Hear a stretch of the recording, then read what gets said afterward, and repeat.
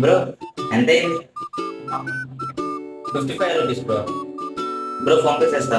ఇగో bro scanner. Bro scanner అవ్వదు. Number చెప్తావా? 987. Bro ఆ, ఏం చేస్తున్నా? ఫోన్ పే చేస్తున్నా. అది అర్థమవుతుంది కానీ కీప్యాడ్లో. ఓ అదా.